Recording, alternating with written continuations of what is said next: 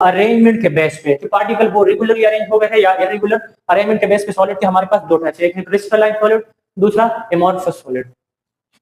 Difference जो है, पहले डेफिनेशन कि सॉलिड का वो टाइप्स हो जिसके पार्टिकल जो है वो रेगुलरली अरेंज हो, वो क्रिस्टलाइन सॉलिड है। और दूसरा इसको कैसे डिफाइन करेंगे, state of type of solid in which particle are arranged irregularly, जिसमें पार्टिकल जो है वो इरेगुलरली अरेंज हो गए हो तो वो जो है एमॉर्फस सॉलिड उसको हम कहते हैं। नंबर दूसरा डिफरेंस उसका शेप है, तो इसका शेप बिल्कुल रेगुलर होगा, मतलब कि ऐसे जिस तरह मॉलिक्यूल अरेंज होंगे तो सेम जो है ऐसे भी अगर देखेंगे, अगर हॉरिजॉन्टल देखेंगे तो भी जो अरेंज हॉरिजॉन्टली हो वही अरेंजमेंट उसका वर्टिकली भी होगा। तो रेगुलरली मॉलिक्यूल अरेंज होते हैं पार्टिकल, जबकि यहाँ पे मॉलिक्यूल जो है वो इरेगुलरली, इसका मॉलिक्यूल इरेगुलरली अरेंज है या इसका शेप जो है वो इरेगुलर है। नंबर तीसरा मेल्टिंग पॉइंट है, तो जो वो है क्रिस्टलाइन सॉलिड है, एक ही टेम्परेचर पे वो सारे के सारे मेल्ट होते हैं। जिस तरह आप लोग आइस को देखेंगे, बर्फ को, तो 0 डिग्री सेंटीग्रेड पे वो सारे के सारे वो मेल्ट हो जाते हैं, सॉलिड से लिक्विड में कन्वर्ट हो जाते हैं।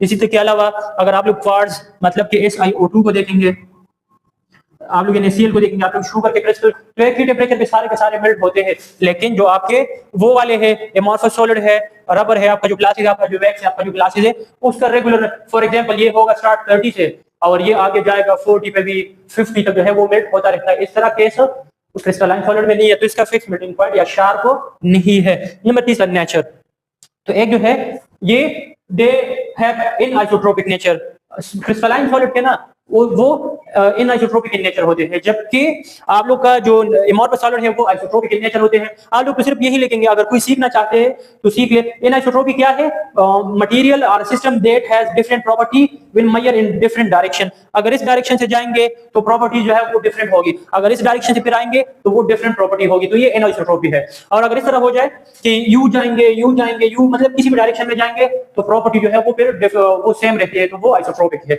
तो ये वाले आइसोट्रोपिक होंगे, मतलब किसी भी डायरेक्शन से जाएंगे तो प्रॉपर्टी जो है वो सेम रहते हैं, ऐसे ऐसे किसी तरह, और यहाँ पे तो प्रॉपर्टी सेम जो है वो नहीं रहते। और नंबर अगला है ऑर्डर, तो they have long range order, मतलब कि ये एक पार्टिकल हुआ तो दूसरा पार्टिकल हुआ, तीसरा पार्टिकल चौथा पार्टिकल पांचवा, ऐसे ये लॉन्ग मतलब लॉन्ग काफी डिस्टेंस तक वो जो है इसका ऑर्डर सेम रहता है। जबकि एमॉर्फस में जो है उसमें ऑर्डर पाया जाता है सिर्फ शॉर्ट डिस्टेंस तक। लार्ज रेंज ऑर्डर जो है वो किसमें होता है, क्रिस्टलाइन में, शॉर्ट रेंज ऑर्डर एमॉर्फस में होता है। इसके बाद इसके एग्जांपल तो NaCl नमक, क्वार्ट्ज SiO2, जो फेवर SiO2 है उसको हम क्वार्ट्ज कहते हैं। फॉर एग्जांपल जो ग्लासेस होते हैं, जो वॉल क्लॉक के ग्लासेस है या जितने भी है आप लोग के वॉचेस के जो ग्लासेस होते हैं शीशा, वो आपका क्वार्ट्ज से बना होता है। इसका फॉर्मूला क्या है, SiO2। अक्सर आप लोग MCQ में पूछ भी लेते हैं। आपका शुगर जो है, शुगर के क्रिस्टल वो भी आपके क्या है, वो क्रिस्टलाइन सॉलिड है। Rubber, plastic, wax,